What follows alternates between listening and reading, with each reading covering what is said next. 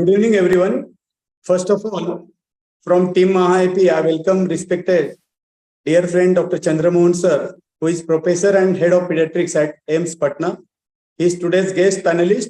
And then all panelists, Dr. Sanjay Marathe sir, Sanjay Lalwani sir, Rajendra Khadke sir, President RD sir, all office bearers, all MahaIPians and PG students as well.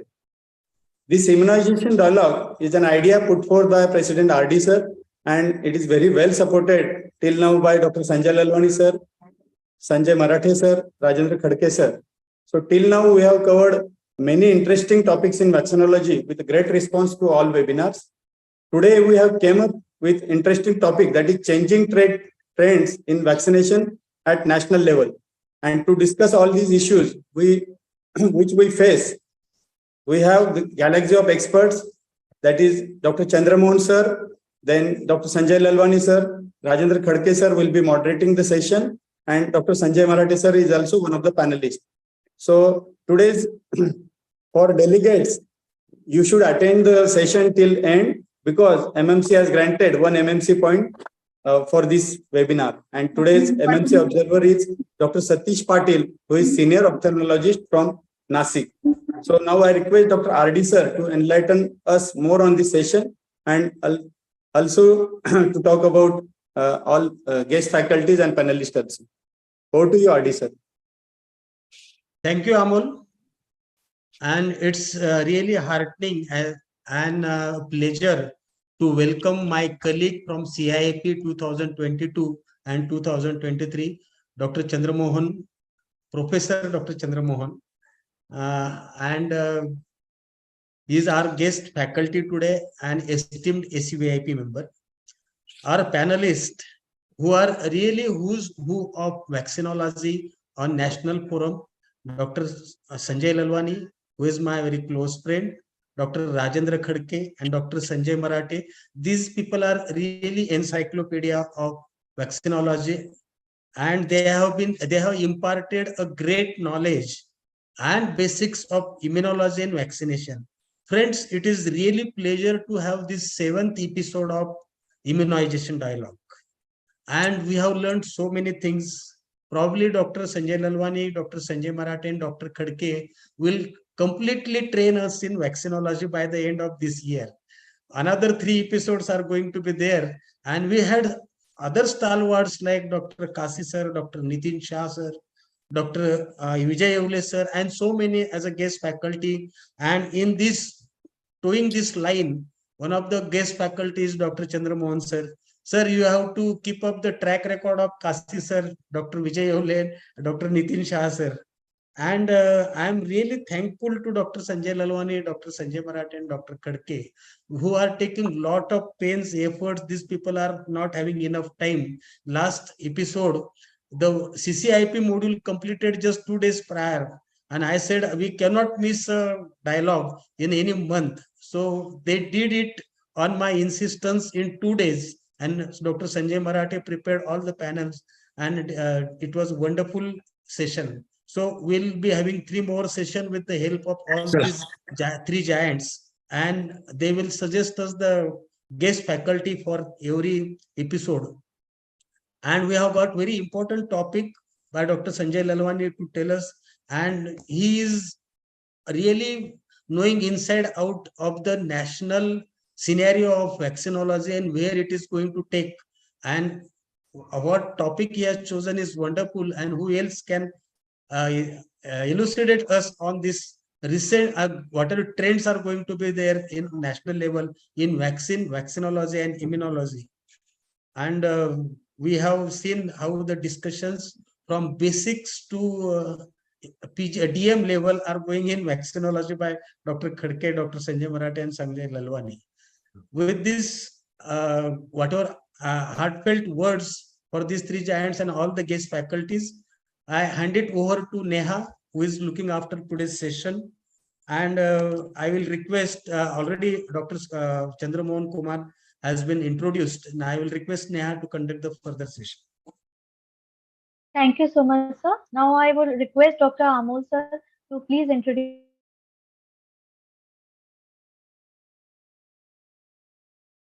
Am I audible? Yeah, Yes, yeah. our Clear. guest. Yes. So Yes, sir. here I am to welcome Dr. Chandramohan Kumar sir. He has done MD. He is fellow of Indian Academy of Pediatrics. He has done postgraduate diploma in adolescent pediatrics. He has done MAMS. He has also done PGPN. He is professor and head of pediatrics at AIMS Patna. He has presented 45 papers in international and national journals and also 19 book chapters. He is associate editor of Postgraduate Journal of Pediatric and Adolescent Medicine. He is member of ACVIP of IIP in 2022 and 2023. He is member of Independent Ethics Committee of IIP also. He is subject expert in Pharmacovigilance Program of India. He has been awarded scholarship to attend the second that is Advanced Vaccinology course at Johannesburg from 3rd September to 12th September 2018. Then he is executive body member currently, and also last year also he was CIP member. Then he is EB member of Indian Academy of Pediatrics from 2017 to 19 also. Also, he is member of advisory board of Indian Pediatrics from 2020 to 2023. So now I request Dr. Chandramohan sir to guide us with his encouraging words. Over to you, Chandramohan sir. So thank you, Dr. Amol, as well as RD sir, for inviting me. And this is a great opportunity for me to be in company of our colleagues in the ACVIP, Sanjay Lalwani sir and Khadke sir. They have been so encouraging to us, and it is a great pleasure for me to interact to the Maharashtra IAP. And I know Maha IAP has really done Maha things in the IAP. So it's my pleasure to be part of this panel. Thank you.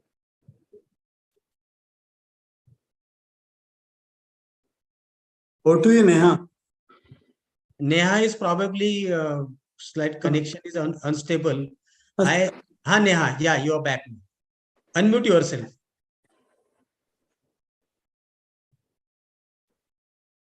I think she has gone, sir. Yeah, so her connection probably Came is back. unstable. So you can directly start lecture. Yes, sir. Now I hand over to Dr. Sanjay Lalwani, sir, to proceed with his topic. And his topic is changing trends in vaccination at national level. Over to you, sir. Thank you.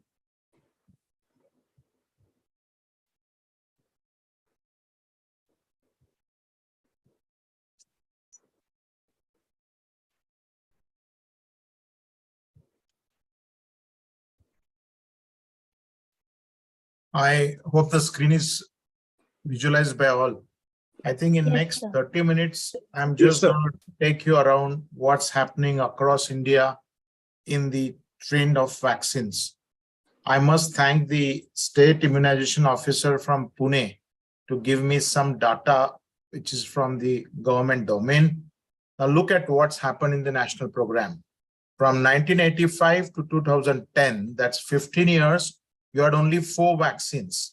And then look from 2010 to 2023, in 13 years, we have had around 8 or 9 steps. So you have got measles first, then came the penta, then came the J second dose, then got the IPV introduction, then got the rotavirus, then we had a switch from trivalent to bivalent, then we had the second MR, the pneumococcal got rolled out, the J adult, then TD got introduced, the rota vaccine got introduced, then 21 PCV got introduced, and now in 2023, we have the fractional dose of IPV. So you look at this journey of 15 years from 1985 to 2000, and look at the journey from 2010 to roughly around 2023. Lots of inroads and steps being done. So this is what the government gives now. I'm not going to go in details, but this is what the government gives now. And actually, this is what the pediatrician practices as per the IAP recommendation. And for all the people at large, we need to give the birth dose of hepatitis, and then we have the 3 doses. We gave the full IPV dose in the IAP schedule, 3 + 1 + 1. Then we have the HIP where we give the booster. Then we have the pneumococcal, which we give 3 + 1. And in the government schedule, it's 2 + 1. Look at, we are giving flu in the vaccine. We are giving MMR 3 dose. And of course, we have the other vaccines. So the gap between the vaccination suggested by the ACVIP and what the government is giving, it's inching towards each other, and days are not far away that I think 90% of the vaccines which we give in our private practice would be a part of the national immunization program. Now look at what is the overview of the program which the government does. One of the largest immunization program in the world. It started in 1978 and it got into an UIP in 1985. The annual target of vaccination is 2.7 crore newborns and 3 crore pregnant women.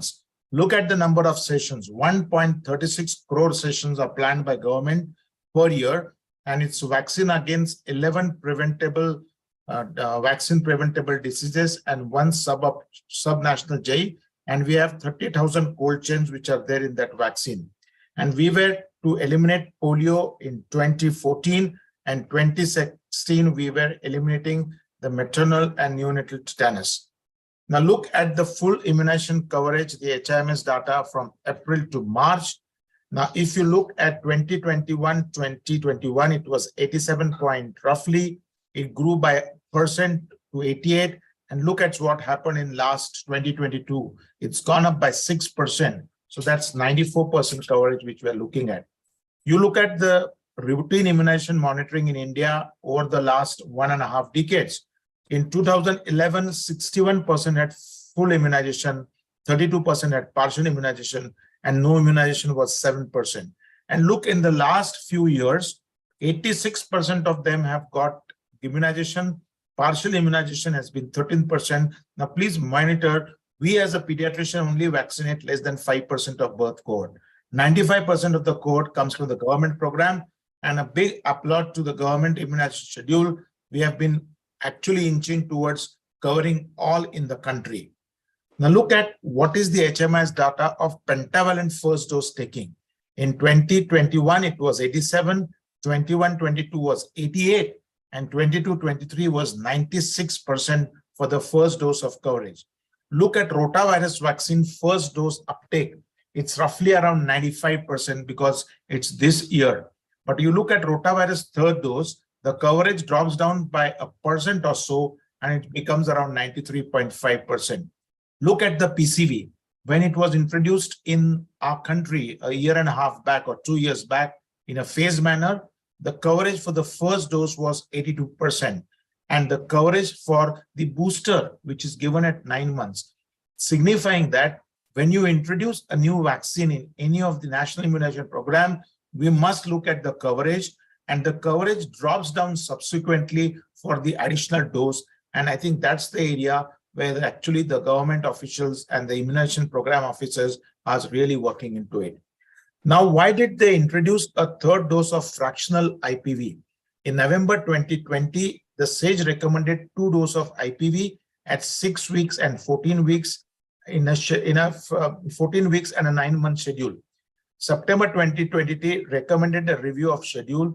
In May 22, they recommended a change of schedule. In October 22, NTAGI proposed 3-dose schedule for better protection of children, saying that when you are giving an intradermal 2 doses at 6 weeks and 14 weeks, the immunity doesn't last. So that's why there was a recommendation of a 3rd dose of fractional IPV. And in January 2023, at national level, the decision was taken to launch a fractional dose of IPV at 9 months. So 15 million doses of already a fractional IPV have been administered from January to June, as on 11th June, I think 2.5 months back.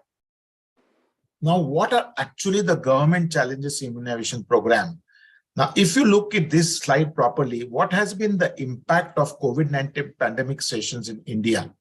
The light pink is the first COVID-19 wave between March 20 to Jan 21. And the larger pink is the second wave between March 22. Now, if you look at the number of sessions, which were 32 in the first bar, dropped down to 22 lakh session in the first COVID. Now, just don't look at 30, 32, they are in lakhs. So there has been a significant dip in the immunization schedules in the first wave of COVID. In the second wave of COVID, it dropped down from 32 lakhs to 29 lakhs. So few lakh sessions decreased during even the COVID second wave, which was there. Now, what are the challenges in implementation? First is, what has this COVID-19 has had and on routine immunization? What is this inequities in vaccination coverage and the concern of high burden of zero dose children, suboptimal vaccination coverage because of high dropout rate and low uptake of newer vaccines. And there was a challenge of upsurge in the cases of measles and rubella across India. If you look at COVID-19 pandemic, and if you look at this bar, the blue bar are the number of zero doses. Now look at 2018, 19, 20, the number of zero dose. Definition of zero dose is the child who has not received even a first penta till 1 year of age is called as a zero dose children. So see, the number of zero dose children in the pandemic have increased. And if you look at the blue graph and the gray graph is for the DPT1 and the blue graph is for the DPT3. And see that the number of children who get DPT1 and subsequently who get DPT3, there is a decrease in number of people by a significant number for the third dose of a pentavac, and that's the area which we really need to work on. Action which the government took during COVID-19 pandemic, and we must put it on records that there were a lot of Herculean efforts done. Immunization was deemed as an essential service during COVID pandemic, and they continued the vaccination program through specifically made SOPs. 2 rounds of mission Indradhanush were conducted during pandemic to optimize the immunization coverage and vaccinate those who missed doses during COVID-19 pandemic, and close monitoring of vaccine preventable diseases, including polio, measles, rubella, and DPT was on. What has been the inequities in the immunization coverage by the NFHS survey, which you look at? Now, interstate variation of immunization coverage at NHFS 3, 4, and 5. These are 3 surveys. Now, full immunization coverage was 44%. By the NFH3, range was 21 to 88%. For the NFH4, it was 62%, and the full immunization coverage has been. So from 44 to 76% has been. But if you look at Maharashtra, where we are there, and it's a yellow bar cover saying that the vaccination coverage is 70 to 80%. Now, interstate variation in immunization coverage, district-wise data showed that of all the districts in India, 125 districts had a full immunization coverage of 90%, but around 383 districts still have the immunization coverage less than 70%. And of these 383 districts, there were 12 districts in India which had a coverage less than 50%. And noteworthy of these 12 districts, 10 of this district who were having less than 50% coverage belong to northeastern region of India. So that's a concern. Still 383 districts have a fractional immunization, full immunization coverage of only 70%. Now look at variation of immunization coverage in rural and urban. We always say that urban vaccination coverage is good. That's not the scenario. It's actually the urban which is concerned. You look at the NFHS data of 3, 4, and 5. If you look at third one at 2000, the urban and the rural and this thing, if you look at urban, the coverage is 75.5, but look at rural, it's a shade better by 2%. So the vaccination coverage is more concerned in an urban population than a rural population of a country overall. Now, there is something new terminology which we all must know. What is a zero dose strategy and what do you understand? And what do you mean by a missed community? Now, zero dose strategy are children who have not received any of the vaccine in the first year of life. For operational purpose, a zero dose children are defined as those children who have not received even 1 dose of pentavalent vaccine till 1 year. And what are these missed communities? These are the home to clusters of these zero dose unvaccinated children, and they often face multiple deprivation and vulnerabilities. So the focus has been to reduce the number of zero dose children by significant percent by 2026. Focus on reaching these zero dose children does not stop at providing a first dose of penta. The goal, however, is to ensure that these children are vaccinated with an age-appropriate vaccine. The next question is, what has been a concern of urgent focus on reaching the zero dose children and the missed communities? Now, which are these population where we have a concern?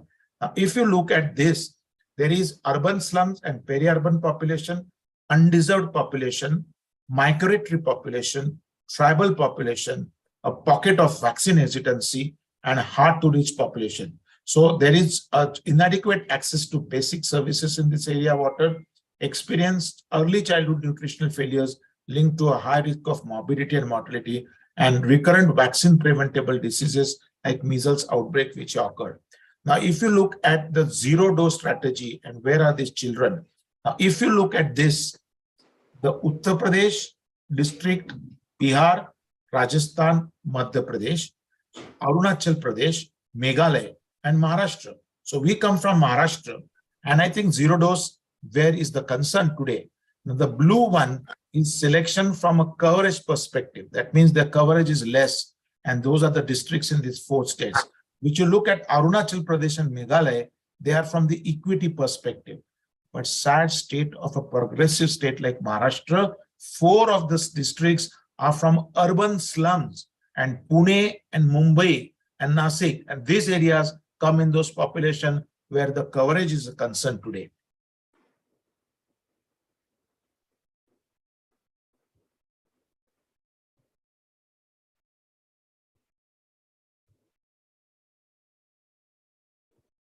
So the suboptimal vaccination coverage. So if you see the vaccination dropout percentage for the various surveys, the orange bar is from BCG to measles containing vaccine. It's 12.8, it's reduced to 8.6, from OPV1 to OPV3, from 19.7 to 12.9, and for Penta 1 to Penta 3 is reduced from 12 points. So there has been a progress on decreasing the vaccine dropouts across when the child actually takes the vaccine.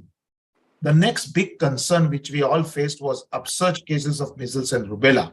So if you look at the measles rubella containing vaccine first dose and second dose, and you look at those red bars where the coverage is less than 70 and number of children which were monitored, and look at the measles outbreak in India in 2022 and 23.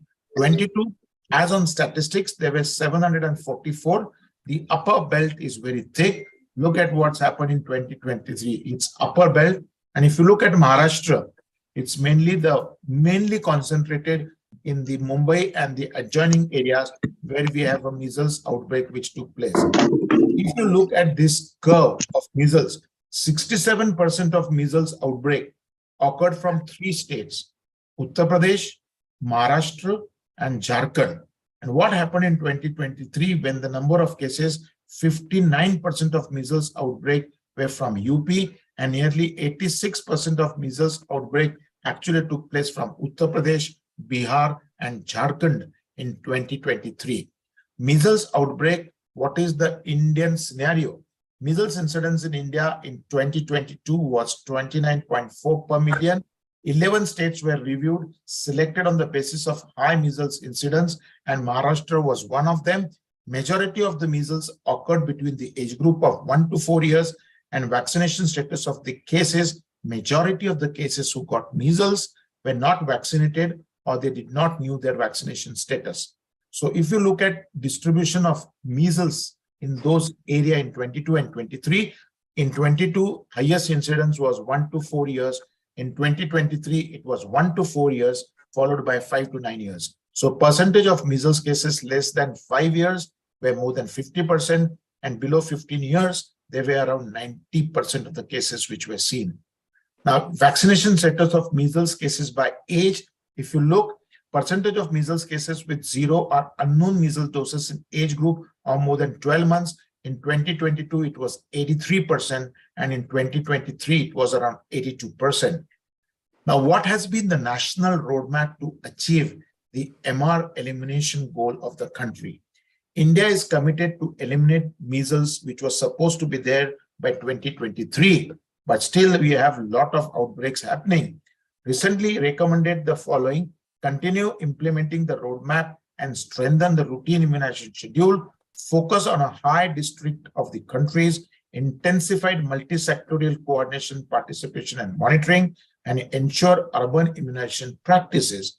Utilize this opportunity of IMI to ensure all children of age of 5 years that missed MR vaccine complete with 2 doses of measles and rubella vaccine. Root cause analysis, what was there in measles and rubella outbreak, it was found out that vaccine hesitancy, refusal area, especially in Bihar, Madhya Pradesh, and Uttar Pradesh, operational gap, poor due listing in Jharkhand, migration in Maharashtra, Jharkhand, and UP, irrational workload on A&M and vacant subcenter, and awareness gap and mobilization issue. And these were the points which needed this thing. There have been a lot of programmatic issues. Now, reasons for not vaccination of children. If you look at this green bar, that is 85% full vaccination, 40% is partial, and 1%. Now, reasons for partial immunization and no immunization. Look at the orange bar. It's awareness and information gap, which is 1/3. AAFI apprehension, it is around 25%. Operational gap is 10%. Child traveling is 14%. So I think all this is probably aware if you really reach to the masses through the media. We look at the AFE surveillance program, and I think all these are in our reach, but it requires a very continued effort to actually get over this. Now, behavioral and social driver, BSED for vaccine uptake, guiding framework tool to understand what drives the uptake of this vaccine and why children remain unvaccinated in these 5 districts of Maharashtra, Madhya Pradesh, Rajasthan, Haryana, and Jharkhand, to explore what enables as well as hinders the uptake of vaccine in the community at large, and to understand the perception of program managers and health workers on drivers of and barriers to vaccine. The Ministry of Family Welfare modified and adapted this tool to Indian context, piloted in 10 districts on priority across the 6 states, data collection through door-to-door surveys, and the ideas and samples household with children from 0 to 5 years were looking, and the concerned people were looked into it. Now, key strategies which government has decided to intensify the national program. Key deliverables, zero-dose strategy, UWIN app, intensified mission in the Dhanusha, and immunization, what is called as City MRES model, which they are doing. The key deliverables which the government is looking at from 2022 to 24 is full immunization coverage to 90% of the target population. Second, number of percent of children receiving 4th dose of hepatitis against institutional delivery should be 100%. Percentage of dropout of children from Penta 1 to Penta 3, 0. It's around 4 to 5% still. Percentage of children dropping from Penta 3 to MR, which is 8 to 10% to get down to 0. Dropout from MR1 to MR2, which is 7 to 8% to 0. And percent of children receiving TD10 should be 100%. Key deliverables for immunization has been set under program implementation plan for regulating monitoring immunization activities across all the states and union territories. Areas with 0 children, which I told you, the 6 population, missed communities home to clusters of 0-dose unvaccinated children, and they often face multiple deprivation and vulnerabilities. Focus on reaching these 0-dose children does not stop only on providing them first dose. In fact, the goal should be that they should be treated and given all age-appropriate vaccines. Now, there is an intervention identified. I think that's a beautiful, reaching 0-dose children through routine immunization, and what has been the government plans for this particular plan. UWIN app, which I will talk to you subsequently, which is going to roll out at the end of this year. Second is improved and inclusive micro-planning at all the immunization levels, monitoring and mentorship of the people who are at the immunization, CSO engagement to be corporate social obligation engagement, rapid immunization and skill enhancement, institutionalized training, which needs to be done, real-time program monitoring and action, and that's what digital platform is coming in a big way. Data analytics for routine immunization review, again, a digitalized platform. And we saw that in this G20 meet, this was one of the most highlighted program which the government of India really wanted. And a lot of countries have taken up this and this expert advice from our country, and community of practice of demand and behavioral and social driver issues which has to be taken. Now, what has been this digital platform? Now, please try to understand, we are moving in this digitalized era where human interface is going to go. You have an EWIN app. This is an innovative technology-based health system strengthening tool which was rolled out in 2015 with technical support from UNDP under Gavi support. Even is rolled out across 36 states and united, and this is digitizing the vaccine stock and storage temperature in more than 29,000 cold chain unit point in the country. So you know what is the stock, what is the temperature, what is the failure. At one go, they are getting everything on the screen. Then came a major transformation of huge success of a COVID app. Had COVID not been there, I am quite confident our COVID vaccination program would have gone for a toss. COVID platform is a state-of-art digital solution from Government of India to achieve universal vaccination. It has been the world-renowned successful digital platform for vaccine in any of the countries. COVID has been developed for empowering both citizens as well as government. The same app now becomes an UN app. It's a digital solution for UIP, facilitates tracking of every pregnant woman, newborn child, and adolescent vaccination, planning vaccination session, updating vaccination status digitally on a real-time basis from the last mile of service delivery by a vaccinator. So what has been, it was a piloted conducted in 69 districts across all the states and union territories. 2 days national workshop on scaling of UN conducted on 8th or 9th June. Key factors of this UN app, which is a reality to happen, is addition of delivery and ASHA module is part there, option for self-registration of eligible beneficiaries by citizen, on-spot registration at facility and session, ease of vaccination process through UWIN like COVID portal, including the steps of verification, vaccination, and generation of vaccination e-certificate. Don't be surprised that what we call a recall history in our day-to-day practice will now not be a reality. A child born from Kanyakumari to Kashmir through this UN lab, you will know that his vaccination status is gone. And don't be surprised few years down the track, if your vaccination is not complete, you cannot get admission into a school. This is what is going to be a reality. Vaccination e-certificate will be available in a digital form through a UWIN, and beneficiaries will get reminder SMS for the next due visit. So Mission Indradhanusha, which is now going to be, it's going out in the third phase, is intensified. Identify and vaccinate all dropout, left out children up to 5 years and pregnant women. Timeline is 3 rounds. Each round of intensified Indradhanusha 2023 will be spread over 6 working days, including the RI days, and reporting and review of this through UN portal. All districts partially vaccinated and all sessions to be conducted on the UN lab. Then there has been a concern about strengthening the urban immunization through a model called as an Embrace City Embrace model, which is being rolled out.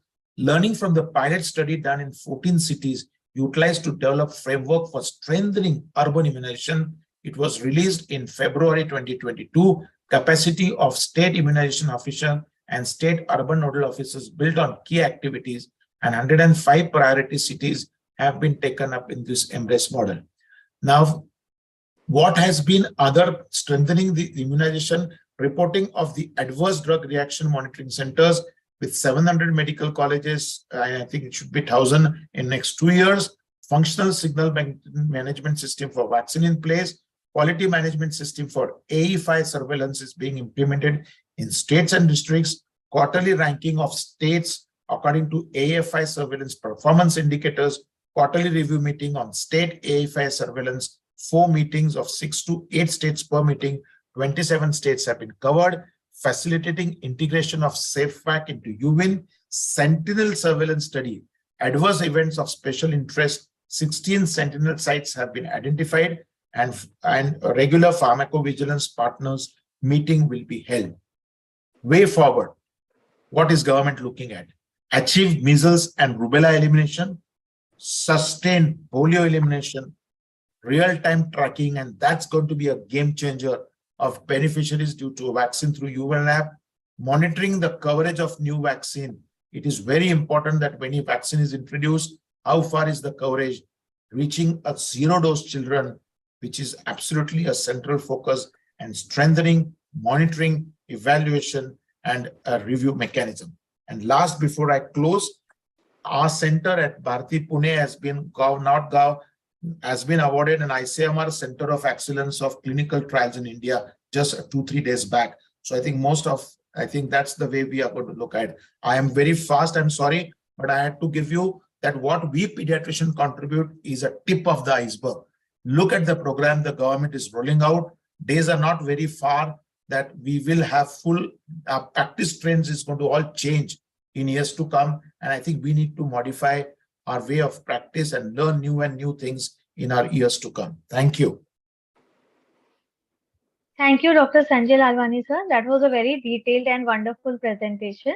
Now we move towards the panel discussion, and I request Dr. Rajendra Khatke, sir, as moderator of the session, to please proceed. Over to you, sir. Before I start with panel discussion, I just congratulate Dr. Sanjay Lalwani for such an excellent eye-opener for all common pediatricians who are working, and they feel that basically they are vaccinating more children.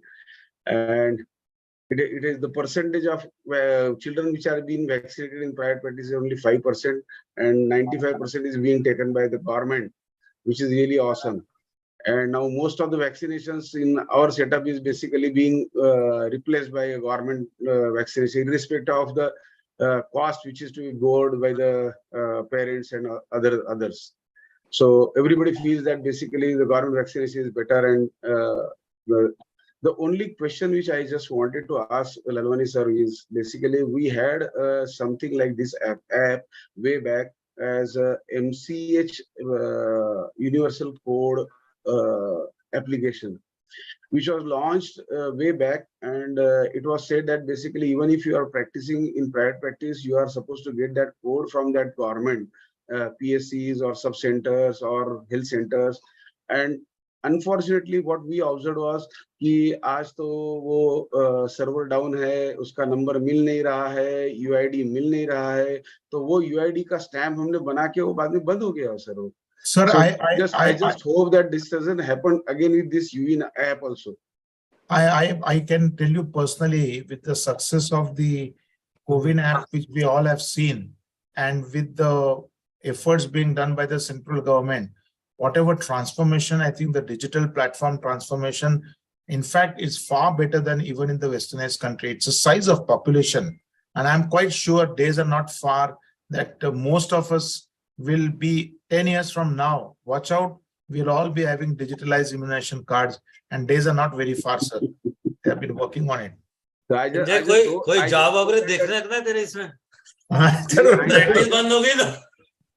hope that UID things doesn't come like this only. You mean? I'm going to join Sanjay Lalwani's hospital. Chala, let me share my screen. It was really a wonderful job done by Dr. Sir Lalwani, and let me share my screen. Actually, in the meantime, you share. I will say, sir, that even COVID, they have proven themselves to be a game changer. The government of India has for the vaccines for the COVID, they had the exact details of what number of vaccines are lying where. So they were mobilizing vaccines from one center to another center and maintaining that whole chain. So now I am very hopeful, as Lalwani sir is, that the UWIN will be a real game changer, and our digital certification and the live tracking is on place. I absolutely agree. It was a wonderful COVID app. Yes. I just hope that my slides are visible and I am audible. Yes. So, yes, sir. You have to just Full screen. yes, sir. Done, yes, done, sir. done. Okay. done. So what I am supposed to talk is basically now my most of the faculties are known to you, and Dr. Sanjay Marathi is an excellent speaker itself. Dr. Sanjay Lalwani is involved in research as well as pediatric practice as well as an institutional administrator. Dr. Chandraman, he was basically in all India Institute of Medical Sciences everywhere. A Bihari person worked at all India Institute of Medical Sciences, every all India Institute of Medical Sciences. And later on traveled to Bihar again to his own place to settle down. Anyway, we have a panel discussion about JE, influenza, and HPV vaccine. And I think most of us are already having a lot of questions about that. let us see one by one. And I'm not going to ask somebody to talk about this and that. Basically, whosoever wants to talk to about that question, please go ahead and talk, because that is going to make you more interesting rather than firing questions to only somebody. So let us go to the first. How is this JE, Japanese encephalitis, is transmitted, and what is the transmission cycle? Anybody of you? Start. Chandra, you take the first Chandra, question. Sanjay take the Okay, I will take the first because I am from the core JE area. So, Yeah. so the JE, that it's a transmitter, it's actually zoonotic disease. It's a viral disease which is traveling from the animal to a vector, and humans are the dead ends. So actually the pigs are the main source. Pigs are the one which are harboring a lot of viruses, and that Culex tritonerincus is the main vector. That Culex mosquito that gets it from the one pig and transmits in the pig cycle, and sometimes it also have the human population, so it bites and the humans get infected. But humans usually are the dead end, and humans don't get this enough number of virus to transmit to the other humans. So the life cycle is running in the pigs, and there are certain other RD birds are also there. So that aquatic birds are also there, which are in the life, maintaining these life cycle. So basically, this is an animal kingdom thing, and humans are just affected, and they are at the dead end, and they really are paying a huge price for it. So the aquatic birds are this thing, and reservoirs, and pigs are amplifiers, and Culex are supposed to transmit it to the dead host like human. That is what is the transmission cycle is. Yes, sir. And this is rule in India, where you have a host, you have a reservoir, and you have an amplifier too. Only Rajendra, it should be in the evening because they are nighttime biters. Yes. Yes. So basically why we are really concerned about JE.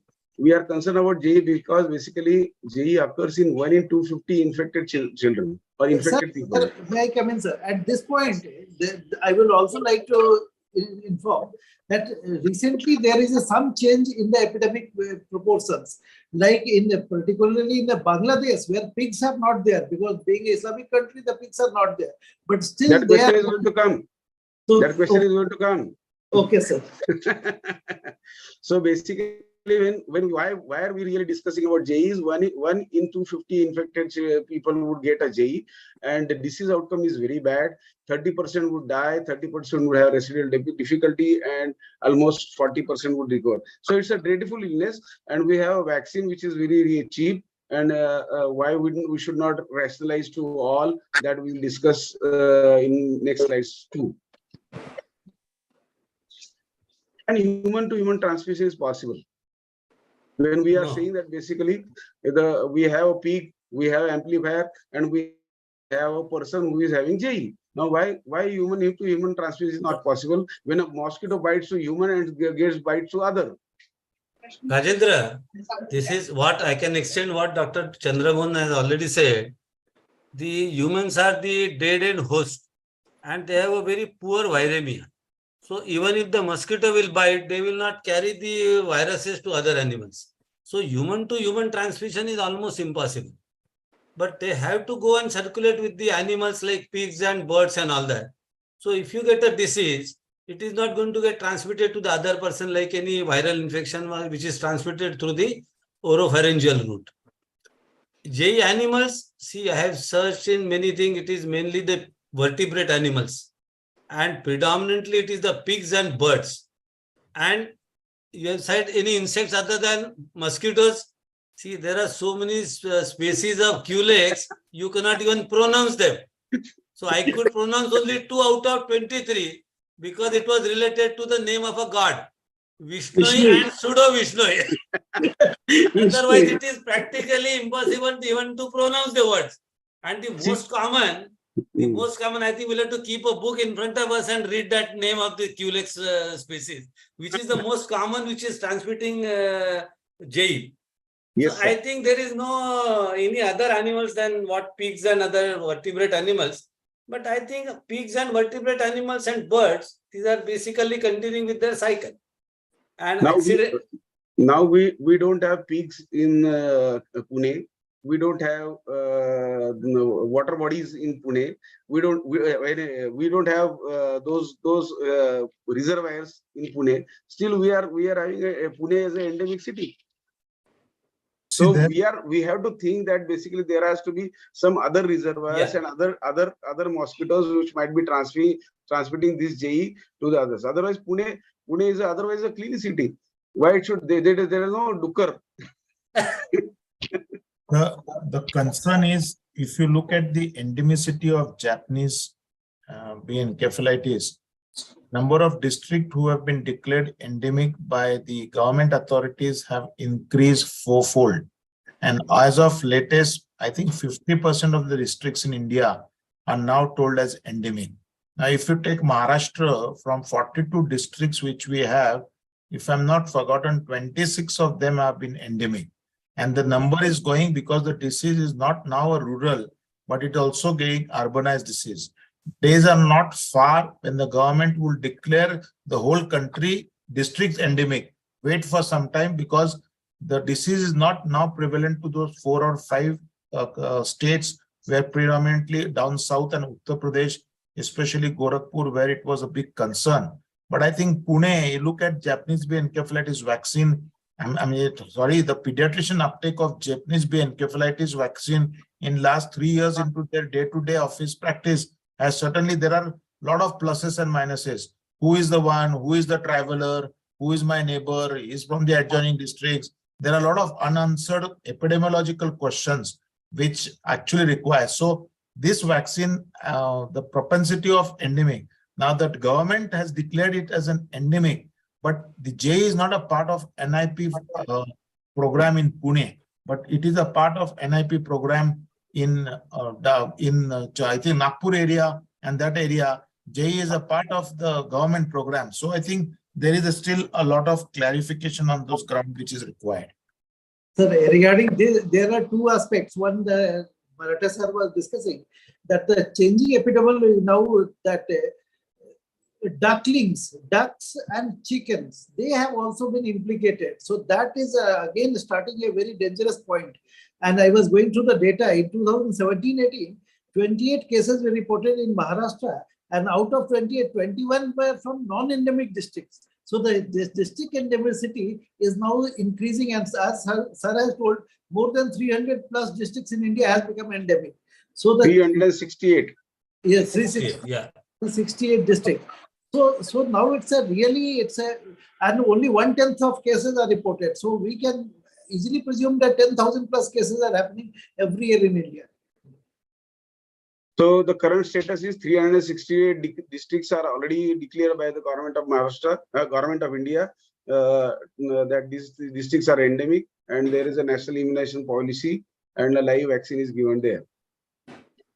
When there are selected districts are included in NIP, are we justified in recommending it for vaccine for all population, which we have already discussed, and we said that basically there is a large cohort which is really deprived of this vaccine for some or the other reason, because we are not really rationalizing the things as far as a recommendation.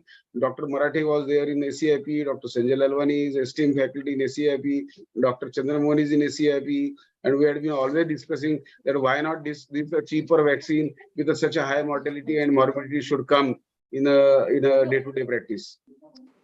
Anybody would take? ACIP member, anybody would take? Actually, at one point, okay, sir, go ahead. Hey, Chandramohan, go ahead. Sorry. So actually, what you are telling, sir, it's right.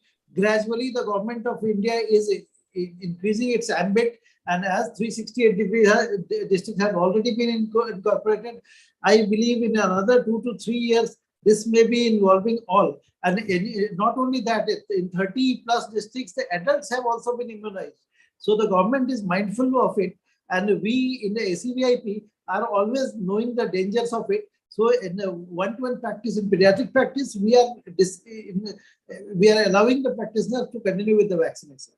In fact, one That- more thing I would like to add what Chandramohan, when we started this vaccination, this disease was mainly prevalent in the age group of less than 15 years.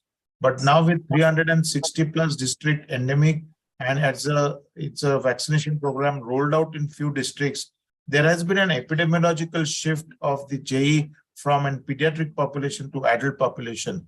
And few of the northeastern states, especially Assam and as Chandra told that around 30 districts, it has been now a booster dose or an adult dose of JE also given to the adult population. So things will unveil with time, and I'm sure the spectrum is going to increase. The age group is going to go beyond as there is going to be an epidemiological shift.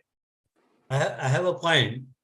See, basically, we have no data available. What are the cases of encephalitis in our country, especially the Japanese encephalitis? If you see the course of the Japanese encephalitis, it is so fast that the patient will die within, say, 48 hours to 72 hours. Then there are no investigations done. So you are left with no diagnosis. Our diagnosis is always ACE, acute encephalitis syndrome. Correct. Acute encephalitis, AES. So, and if you see, like in Nagpur district, we do not get cases from Nagpur. We get cases from the periphery. So unless we have a definite data and we start investigating the CSF and the autopsy of the patient who has died, then only we can come actually to the point whether it is to be included in our national immunization program. Secondly, the adult population is affected only where the pediatric population or the districts are non-endemic. Because in endemic, they have already got the immunity. Yes, sir. Therefore, only those 15 years are important because they are not exposed to the infection and they can come with the disease. So not that it is shifting to the right.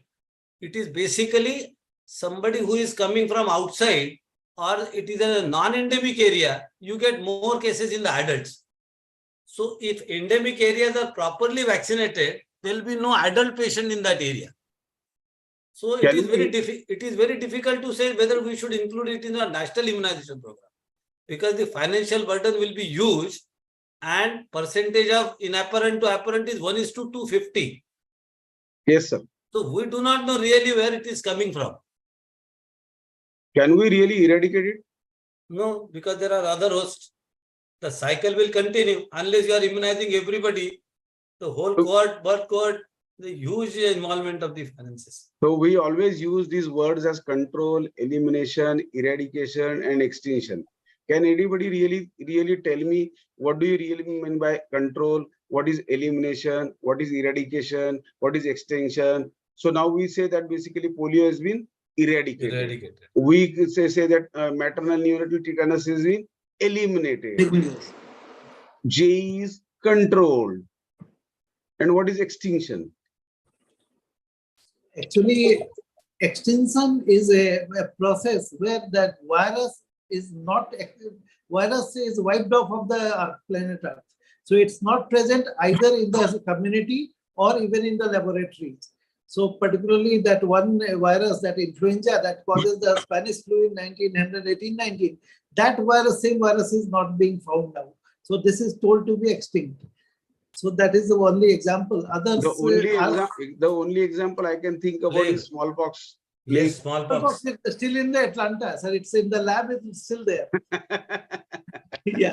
So technically, it's still there. Yes. Chalo. What are the current vaccines which are available, and what is its efficacy? So I think the vaccines which are available, I think when the vaccine started getting available, it was the government of India which imported the vaccine from the Chinese firm Chengdu, and I think that was given in a mode of single dose which was given.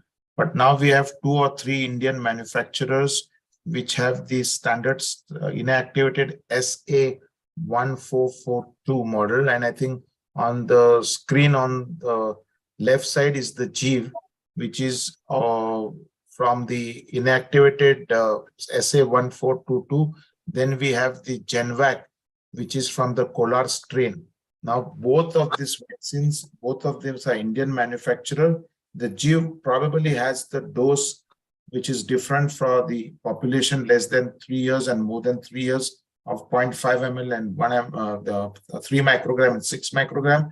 and Genvac has a standard for all the age group. As far as this vaccine, and of course, there is another vaccine which is the Chimera vaccine, which is not yet licensed in India, but I think GIV and Genvac are the two vaccines which the pediatricians per se use maximally. And I think Abbott is the same thing, but it has been given in a different packing, that's all. Why Genvac has received a DCGI approval of one single dose and CAP is still recommending 2 doses? So when we actually, initially when these vaccines were licensed in the trial of phase 1, phase 2 and phase 3, they have all used 2 doses schedule. And they have looked at the efficacy for 2 doses. But one of the Genvac studies where the phase 4 study was done with single dose, and they found the efficacy was more or less not bad. And that's why the recommendation came for a single dose of Genvac to be given. If you see, the antibody titers or seroprotection rate even in Genvac is dropping down from above 90 to around say 87 or 86 within say few months. And as we are not having very convinced data to say that the long-term protection will also be the same, the ACVIP has recommended even for a Genvac you should give 2 doses. 2 doses. So that Yes. was the set. But then the Genvac which has presented to DCGI, there was a comparison between the 2 doses of GIV against the 1 dose of Genvac. And the immunogenicity was even the same in both. So DCGI has given them approval for 1 dose against 2 doses of GIV.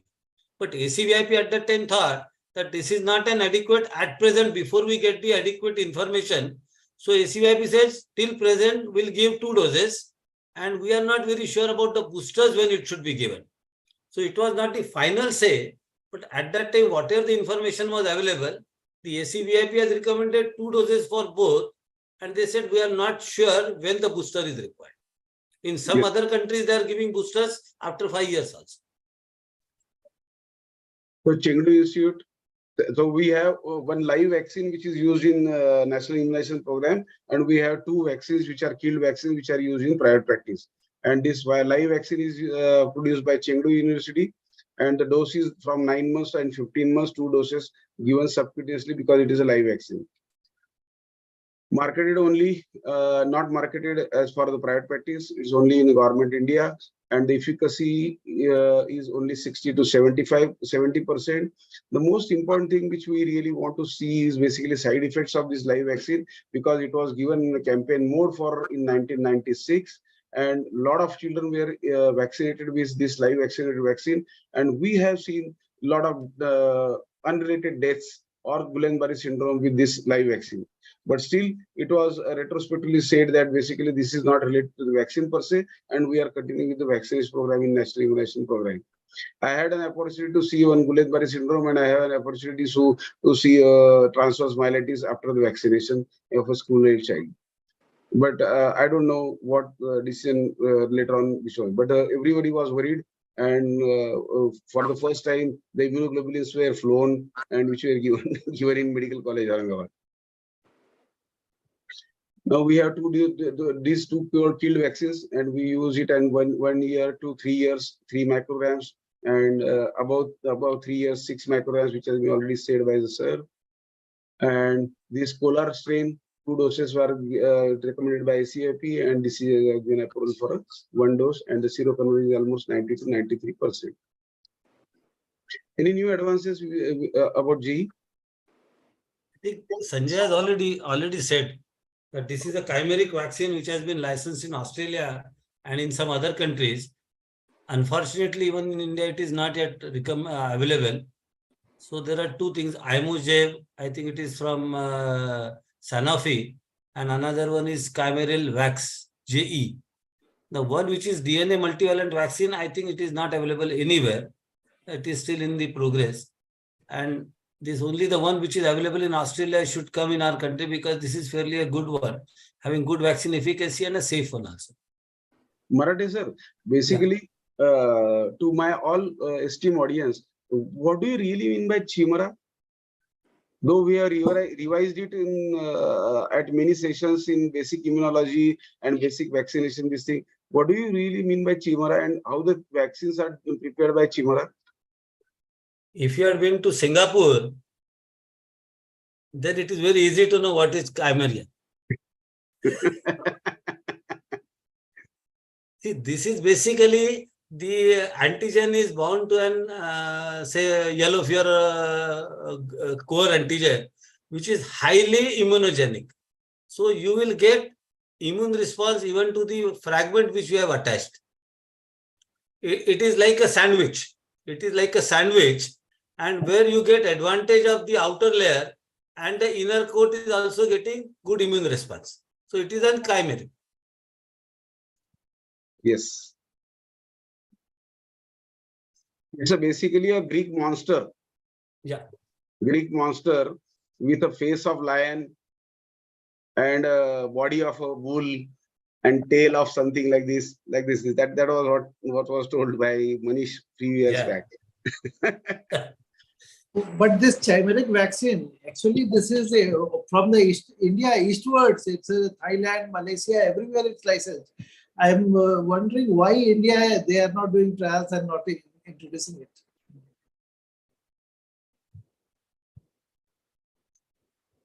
No, I really don't have any words about DCGI. I'm a CA member. So now what are the preventive measures for JE? Is the vaccine is the only solution, sir? Actually, vaccine is the only part solution, because JE, the main problem is with the animal kingdom and the mosquito control, that vector control, and the pig control. That are the most important aspects. Vaccine is for the individual protection of the human beings, but that, as we know, humans to human transmission is not there, so there is no herd immunity. So in this case, the vaccination has to be complete and sustained. So that's why it's more easy to control the pigs as well as the mosquito control. The vector-borne disease control program, where we can unite it with dengue, the chikungunya, malaria, filariasis, that is a better strategy, I believe. Yes, sir. Thank you. Now coming to the second part of it, influenza. Now, sir, last 10-15 years, we are seeing that basically flu has become a major problem for India. We had been seeing that basically every Indian used to get some sardi kokla everywhere, and used to have 2-3 days of rhinorrhea, cough, and used to get all right with his home medicine. And now why this vaccine and all these things has come up? What are the really causes of flu, and which are the causes of endemicity, pandemicity, and a simple flu? Rajendra, I think what we should understand is basically for everybody. See, the flu word is very commonly used by the layman. So for him, the flu is common cold, which is caused by so many respiratory viruses like adenoviruses or influenza viruses or respiratory syncytial viruses, so on and so forth. So for the common person, flu is common cold, which lasts for 2-3 days without any morbidity or mortality, and there is a good recovery, which all of us come across. What is more important is the influenza virus causing the disease, because it is causing significant morbidity as well as mortality to some immunocompromised or special conditions in pediatric patients as well as in elderly. There are 3 types of flu viruses, A, B, and C, out of which A is very important, which is responsible for significant mortality and morbidity. Why? Because there are, other than the human, there are the hosts like others, like pigs and all that. What we have seen in 2009, novel pandemic. There is significant antigenic shift as well as antigenic drift. So they have the capacity to cause pandemic. So if you will see, type A is responsible for almost all the pandemics. Type B is relatively milder as compared to type A, but as far as the volume is concerned, the type B might even overcome type A. There is no other than the human host. So transmission is from host human to human. So can cause endemic, can be an endemic. Whereas type C is a very milder disease. So we even do not discuss. So for us, type A is very important as far as the pandemic is concerned or an endemic disease is concerned. Type B is relatively less as compared to A, but can cause endemic disease. Type C we do not discuss because it's a milder disease. So as far as flu is concerned, these are three things which are very important for all of us to know. Then we can discuss about the vaccine, why it is so important for us. I think So- another thing which needs to be added, Sanjay, is the influenza B has more of antigenic drift than the shift. Yeah, And I think absolutely. it absolutely involves a large number of pediatric population. So if you see the flu in the population now, and if you have to send the nasal swab for testing, and if you have to see the flu spectrum, 8 out of 10 are the influenza B now in the circulation, and they are picking more of influenza B. So it's more in circulation, a milder form of illness, and more affecting the pediatric population at large. Admissions are more with B. Yeah, yeah. And Even- there are two categories of B. Yeah, there are lineages of B. One is Yamagata and second is Victoria. So these are two lineages, and these two lineages have played a very important role in mismatch between the circulating viruses and the vaccine viruses. Out of 10, 50% of the times there was a mismatch. And at that time, because we used to include only one out of the type B lineages, and that is one of the reasons why we have started using quadrivalent vaccine. So now mismatch is quite less as compared to the mismatch between 2001 and 2010. These 10 years, they were very bad because mismatch was almost 50%. Sir, And then Lalwani sir, for a common pediatrician, what is this shift and drift? Now, whenever the antigenic component is a minor change, then it's an antigenic drift. And if there are a major component change in the vaccine, then it's an antigenic shift. An antigenic shift causes a pandemic. An antigenic drift doesn't cause a pandemic. It's a minor and major. And I think one more thing what Sanjay told before is that the influenza B is, I think, still very common in pediatric population. And we still get a large amount of morbidity and mortality, which is more related to influenza B in the pediatric population. What are the vaccines which are available? Yeah, now I think first and foremost, this vaccine has been used by pediatricians a lot in last 5 years. The beauty is it is an yearly vaccination program, and there are a lot of Indian manufacturers and the MNCs who have been given the vaccine, and a shortage of the vaccine is not now a problem which is available. So we actually have a vaccine which is a killed vaccine. Either we have a split virion or the subunit vaccines which are available. Theoretically, both of them are equally immunogenic and they are good. So whether you use a split virion or a subunit vaccine, probably a split virion has more of immunogenicity, but with more immunogenic, more reactogenic. And the subunit vaccine is less reactogenic and less immunogenic. But I think both the vaccines have no difference in their efficacy. You can use any one of them. So practically there is no difference between the two vaccines to be used in private practice. don't split your hair on these two vaccines. Use whatever is available. Now, what is the ACIP guideline, Chandramohan? So ACIP guidelines says that in the first 8 years, whenever we see a child, 2 doses are to be given.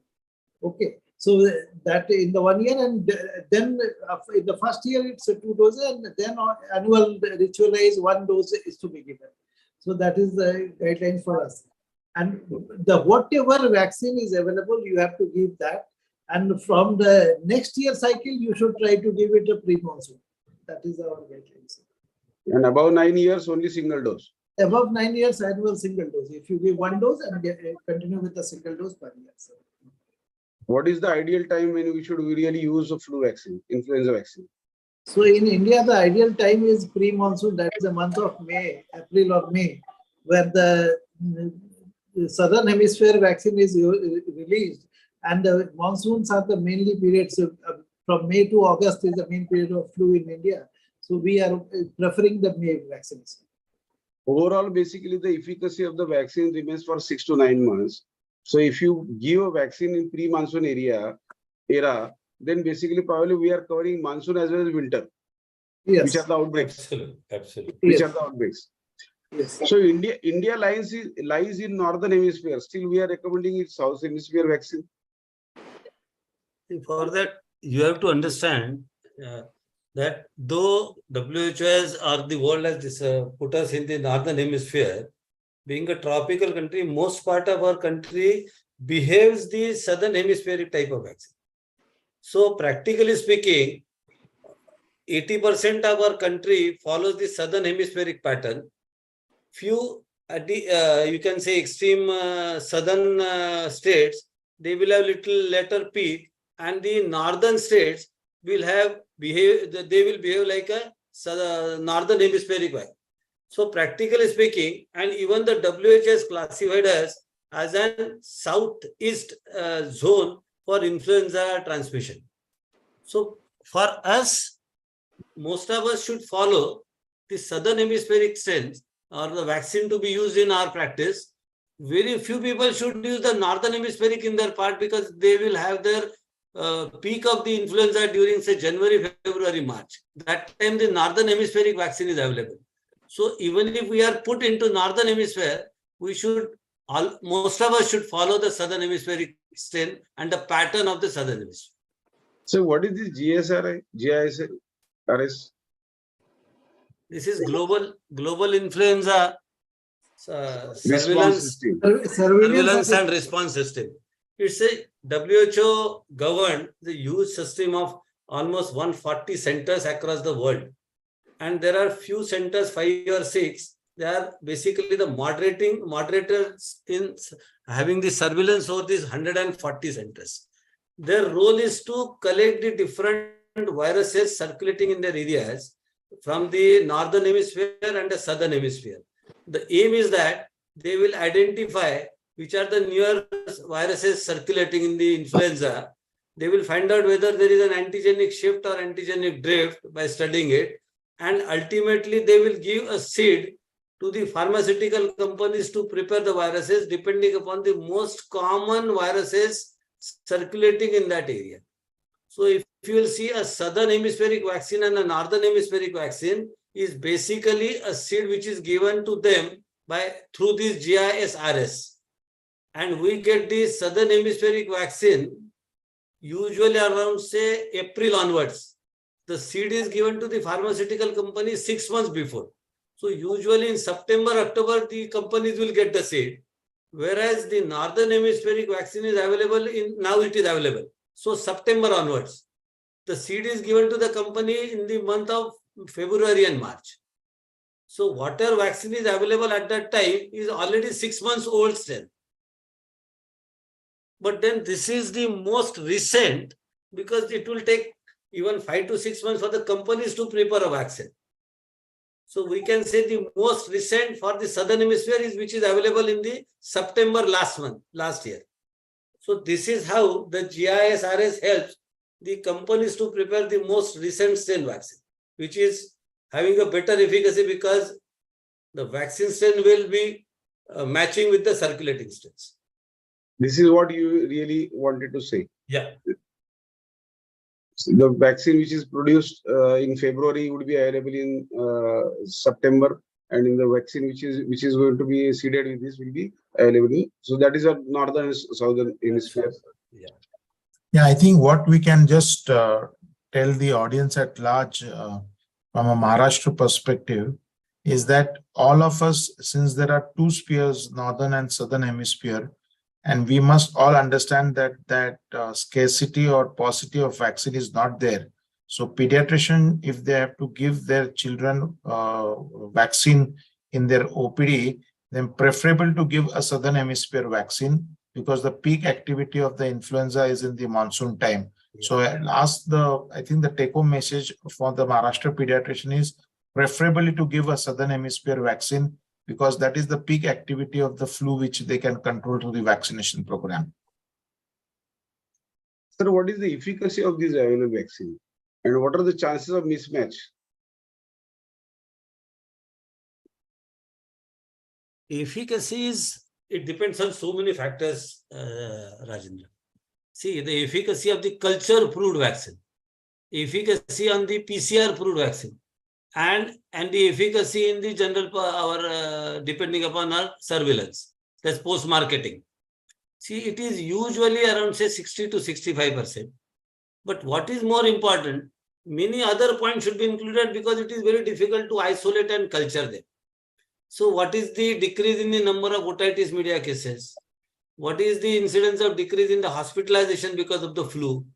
What is the incidence of hospitalization or the pneumonia-like thing or LRI or acute respiratory infection because of the vaccination?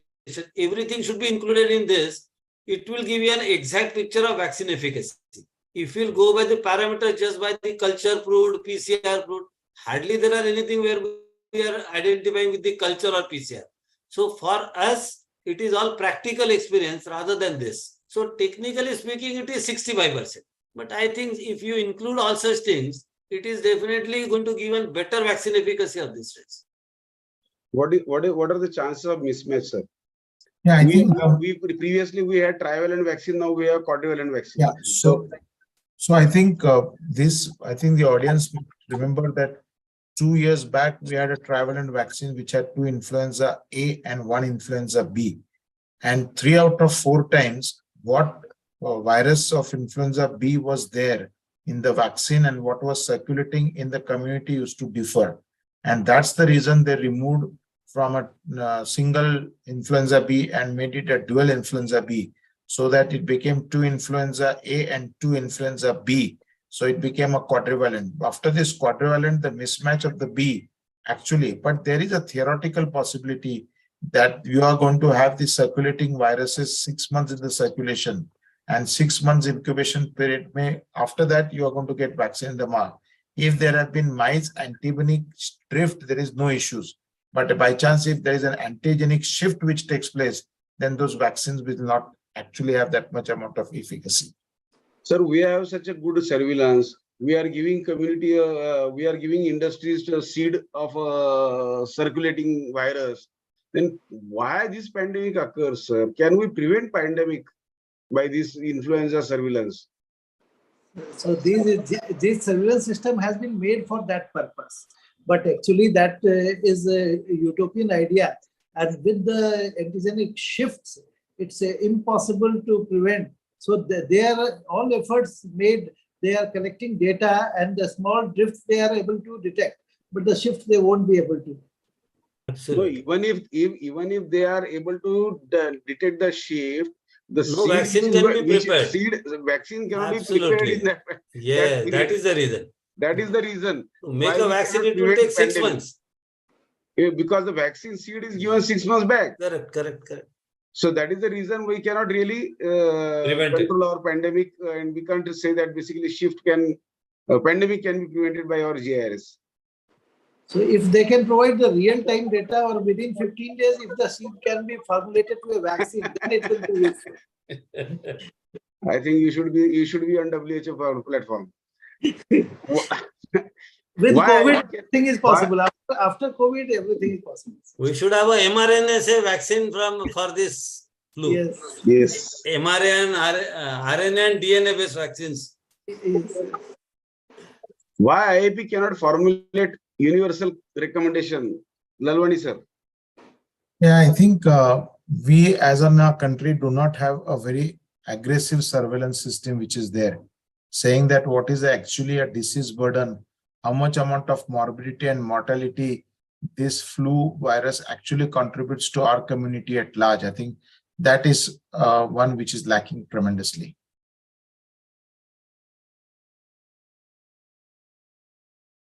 So optimum time and optimum strain is also not known, and revaccination is needed every year. And we know that our basic vaccination remains to be covered almost 60 to 70% only.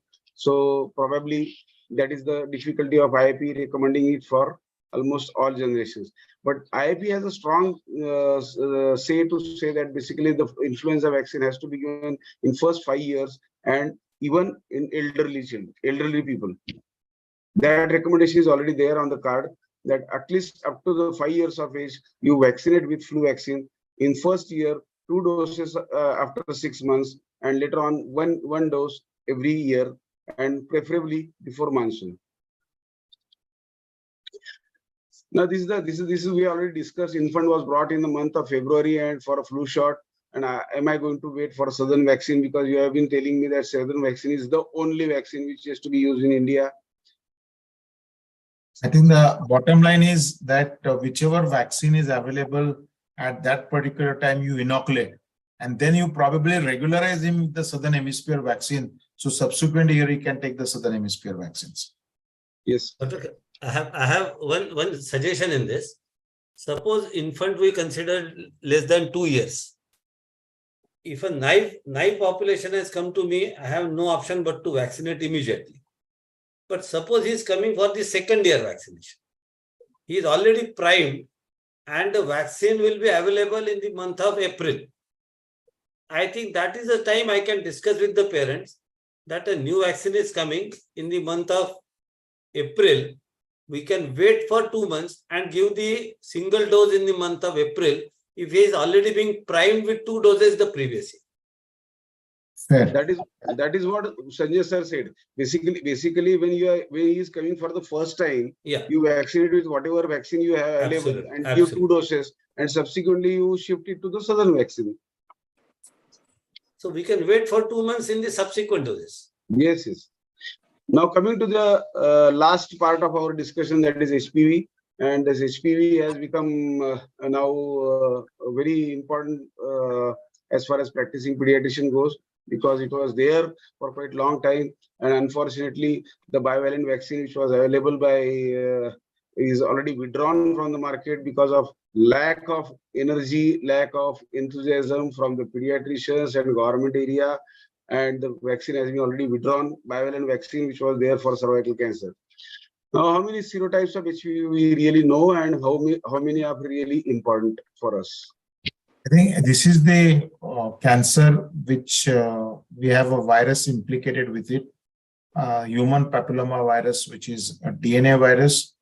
There are a lot of sites, but I think the oncogenic type are 25. And I think the most important of all this is that the 16 HPV is the most oncogenic potential, followed by the HPV 18, and then we have the 33, 35, 45, and I think since we have a 9-valent vaccine, which they are looking at around 90% of the coverage of the oncogenic variety. But I think 16 and 18 together constitutes around 80%.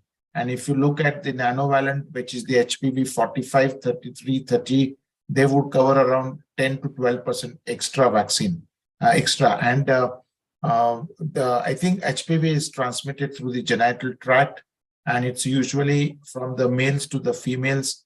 It gets transmitted, and we always have 2 more HPV variant, which are 4 and 11, which are not responsible for the cervical cancer, but they are responsible for the benign lesion like the genital warts.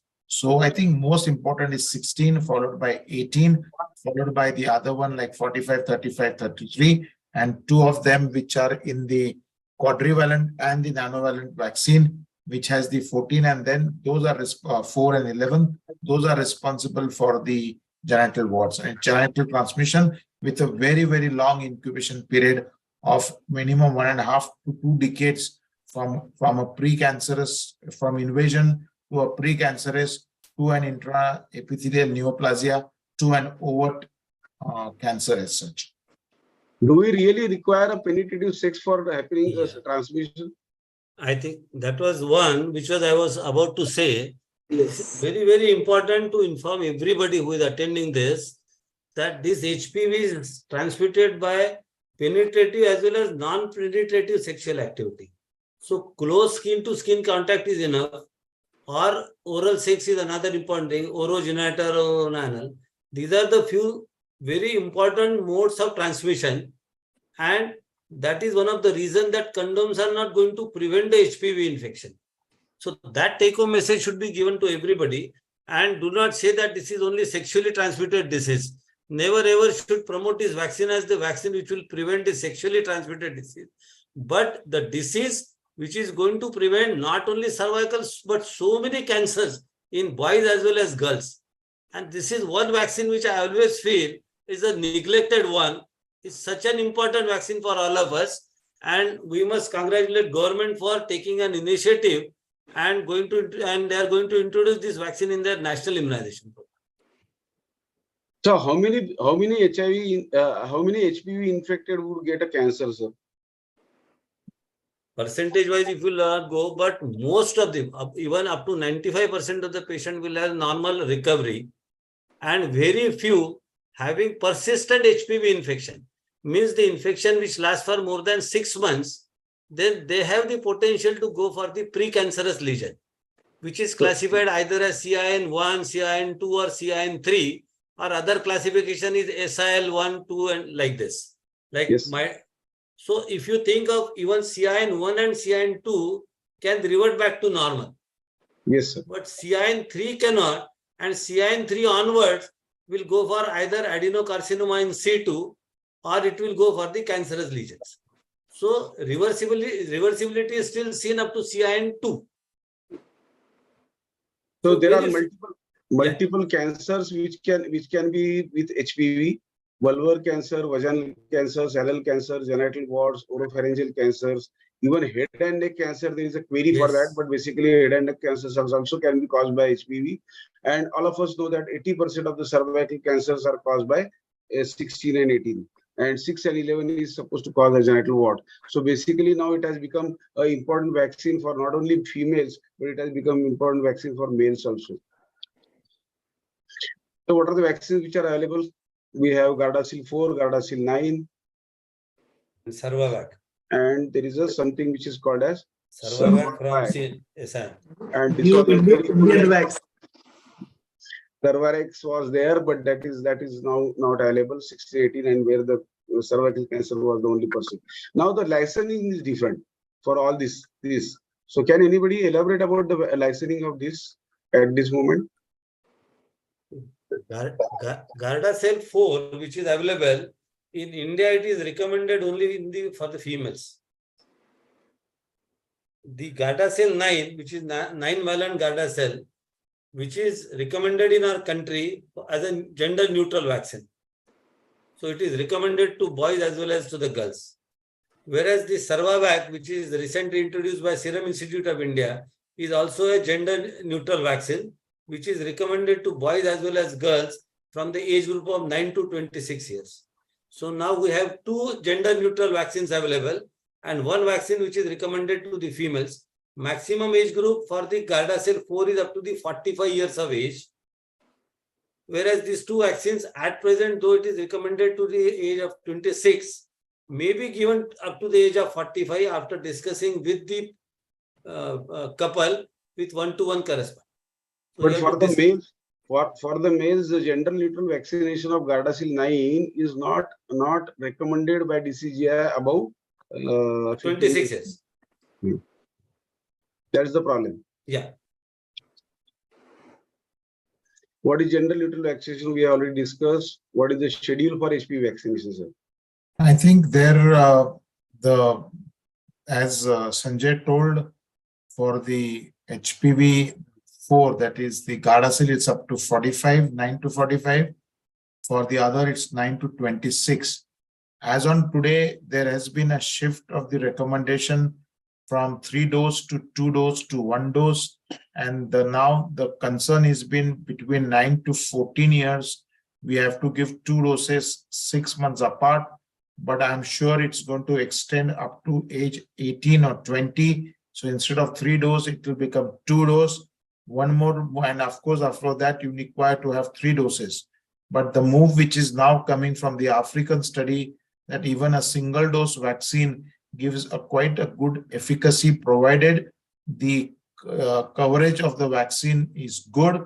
So the recommendation is shifting now to a single dose vaccination, and that's what we are looking. And I think that's the way it is going to roll out in our national program, that we will have a single dose HPV vaccine given between the age of 9 to 14 years in the school going children.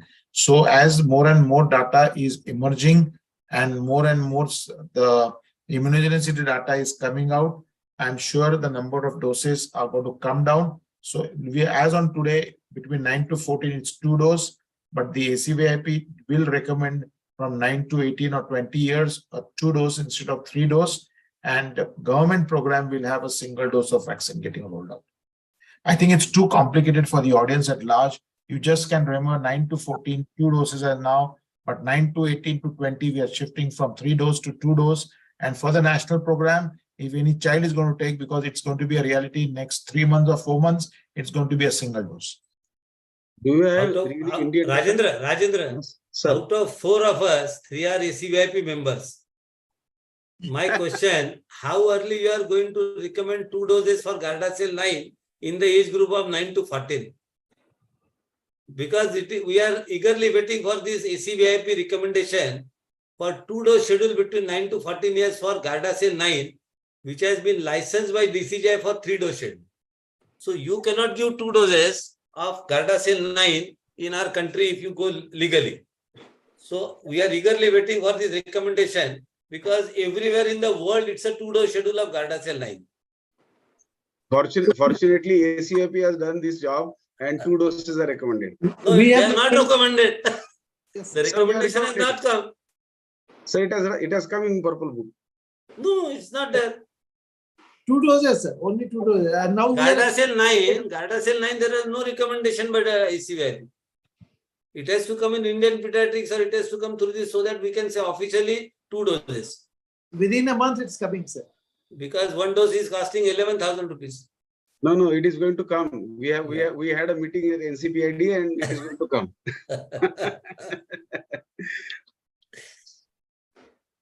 What is the minimal duration between 0, 1 and 1 and 2 dose? I think this is a very important question. The minimum duration between first and the second dose is to be minimum 4 weeks. And the gap between the second and the third, it should be minimum 12 weeks. But keeping in mind that the gap between the first and the last dose should be minimum of 5 months. Ideally, it should be 6 months. Therefore, all the schedules are 016 or 026. But if you are giving 2 dose schedule between the age group of 9 to 14, the minimum gap should be of 5 months. That is very important. Strategic advisory group of experts like Dr. Sanjay Marathe, Dr. Sanjay Lalwani, Dr. Chandra Mohan. What is your recommendation? So the SAGE recommendation is for the SAGE is looking for the global perspective. And for them, they have recommended the single dose should be a part of the national immunization schedule so that the coverage is maximum and it's effective. So based on the SAGE recommendations, countries like UK, they have reduced their requirement from 2 doses to 1 dose. So in India also, national immunization program, it will be 1 dose, single dose. India, actually 1,25,000 cervical cancer deaths are there. And India is responsible for around 29 to 30% of the deaths. So here, it must be a part of the national immunization program. But for that, I believe Lalwani sir has highlighted, and Marathe sir has also told within 2 to 3 months, we are going to see a single dose program in the NIP.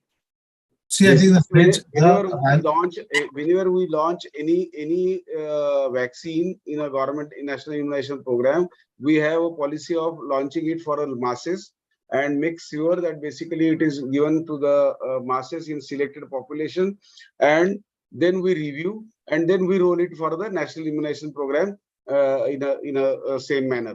But so in our practice at present, we should not give only 1 dose. Yes, unless the government is introducing it in the national immunization program. Yes, because sir. the aim will be different. Otherwise, we'll start giving only 1 dose, saying that single dose is enough. So basically, for personal protection at this moment, all our minimum 2 should give 2 doses. Minimum. Yeah, I think your recommendation, Rajendra, was, I think the SAGE is very clear now that you need to give a single dose till the age of 20 years. As more and more data of the HPV vaccine is getting unfolded, there has been a reduction of dose. A simple way to remember is, irrespective of gender, if it is less than 20 years, then instead of 3 doses, you need to give 2 doses in personal practice. About 21 years of age, instead of 3, you have to give only 2. When it comes to a national program, it will be a single dose, which looks to be a reality to happen.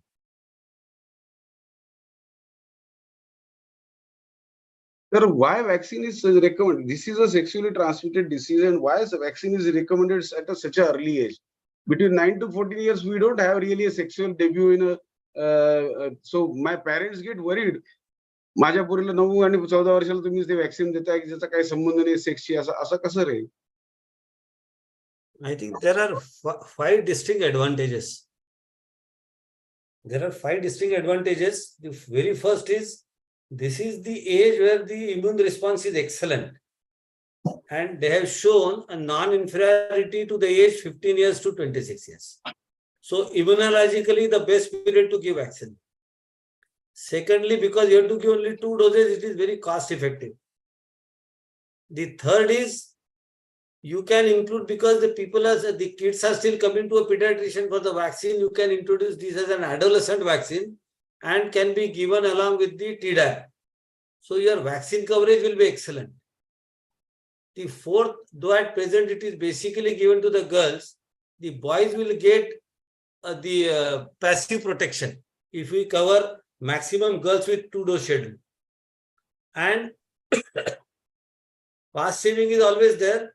And this is the period which is called as sexually naive. So whatever is the vaccine efficacy, if it is 100%, all these immunocompetent people will get 100% vaccine protection if it is given in this period. So I think this is the most ideal age where you can just finish it off with 2 doses. In future, it might be even a single dose. So I think the best period to vaccinate at this time. And anyway, it's best to start before the sexual debut. So it's good that parents advise about that. But for all HIV and immunocompromised, you should give 3 doses. There is no controversy about that. Yeah. By mistaken, I have given administered a subcutaneous vaccine. Is it a valid dose? No, you have to give intramuscular. 11-year girl comes to you at 1.5 years for the second dose of HPV. Should we restart vaccination? No, bare The minimum second to dose. continue a valid dose. Complete the schedule with second dose because Just the girl is second dose. occupied. Inadvertently, the pregnant lady has received HPV vaccine. Should I terminate the vaccine? Pregnancy? No. It is not a teratogenic vaccine. Give the subsequent doses after the pregnancy is completed. The vaccination is to be avoided in pregnancy, but doesn't mean Yeah. this is a teratogenic and this In is first trimester, probably I was not knowing that the mother is carrying or not, that so we gave it. So the current evidence does not suggest any harm to the baby. So let the baby be born with it. Girl has taken already full dose of bivalent or quadrivalent vaccine in adolescent age group. Sir, this monovalent has come recently in the market. It was not there in the available. Now most of my colleagues and my doctor friends have already taken bivalent or quadrivalent vaccine previously. Now this monovalent vaccine has come and they are asking me, my child is now more than 15 years, 16 years. Now she is pursuing this professional course. Should I give this monovalent vaccine because it is really important? Should I give it? There is no such recommendations by CDC also.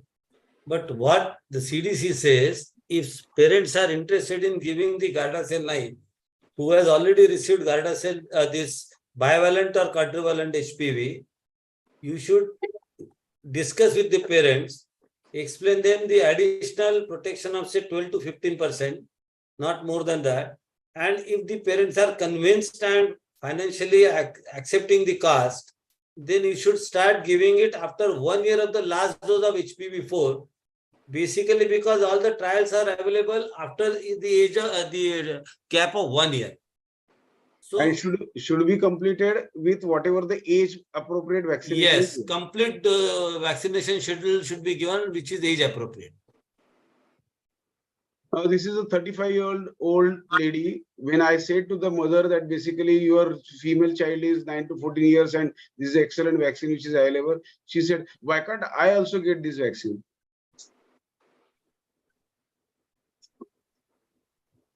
Should I take this? Anybody? Yeah. This 35 years old, yeah, the vaccine is recommended till the age of 45 years. 45. So the safety has been proved. The immunogenicity has also been proved. There is only a question of vaccine efficacy to a person because she is sexually active. She must have been exposed to the HPV, some kind of an serotype. We are not very sure. So that protection may not be offered if she has already suffered from the particular vaccine serotype. So you will have to discuss with mother that the vaccine efficacy which is given before the say 14 years or 15 years may not be the same as if I give it to you. But if it is acceptable to you, still can be given, and you have to follow the same age appropriate schedule. And one of the studies which has shown that even at the age of 45 years, the vaccine is very safe, it is highly immunogenic, and fairly a good vaccine efficacy in this. If she has already been exposed to one of the 16 or 18, she will get protection against the other serotype. If fortunately she is not being exposed to 16 or 18, then she is the luckiest woman to get vaccine and get protection. And if she is interested in nonavalent, then she will be protected against these 7 more plus genital warts. So But now, sir, now we have HPV screening also, which is available. Screening should continue. There is no role of only screening. No. If at all this 35-year-old female asks me whether I should screen myself for HPV first and then get vaccine, there is no point. Even if she has got some HPV 18, she will get protection against the 16 and other vaccine serotypes. So we are not going to get additional information if she is positive or negative. So there is no point in screening before giving the vaccine. can the vaccination replace the screening? No. Big no. Now, 11-year-old child who received 2 doses, first dose, 2 doses, because the parents were told that basically you have a 3 doses schedule. So 0, 1 and 6 months. So first 2 doses of series, 2 months apart was taken. And according to the schedule, is her HPV series is completed? No. No. So she has taken 2 doses below 9 to 14 years. You said that 2 doses are sufficient. The gap between 2 doses. The gap between 2 doses should be 5 months. Okay, this has been already lengthily discussed.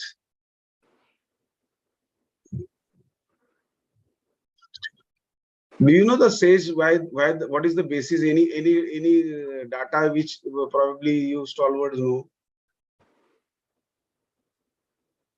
I think there is a Kenyan study which has been out, which says that a single dose of HPV is sufficient to give long-term protection. I think that's the basis for the recommendation. I think there are 4 studies. One is Kenshi studies from Kenya, then Doris study from Tanzania, then 3rd studies from Costa Rica, and the 4th studies from our own country. The study which was not designed for a single dose, but the study by Shankar Narayan, which was started way back to compare between the 2 doses versus 3 doses. After some time, the study they decided not to continue. But then we had 3 groups, and every group had 5,000 participants. Somebody has received only 1 dose, somebody has received 2 doses, somebody has received 3 doses. So when now they have followed this single dose population of 5,000 of 10 to 15 years, and now they have realized it is non-inferior to 2 doses or 3 doses also. So India has contributed significantly into this a single dose recommendation. So that's why we are coming with NIP. Unfortunately, all the studies are with the females or the girls. So there are no studies with single dose with the boys. So I think we'll have to conduct few more studies of the single dose on the boys to recommend it to as a gender neutral vaccine. Suppose this comes in a the National Immunization Program as a single dose because of your SAGE and WHO and everybody. Now, can I use it in my private practice? No, sir. Because I think once it is introduced in their NIP, the coverage will be excellent. Then we can use it as a single dose even in our practice. Because the burden will be significantly less. Then why not about rabies vaccine? So here it's a issue of herd immunity, sir. In rabies, the herd immunity does not come into play. So here, if everybody is protected, about 70% of the population is protected, the transmission is getting stopped. But in case of rabies vaccine, everybody individual protection is needed. Thank you. Thank you, sir. It was excellent to talk to you and get the inputs from all stalwarts. And I was very happy. I didn't really give questions to distributed the questions, because I wanted a wholehearted talk to my panelists as well as wholehearted talk to the audience. When Thank you our very much. teacher is good, the students are also good. Thank you, sir, for such nice words for me.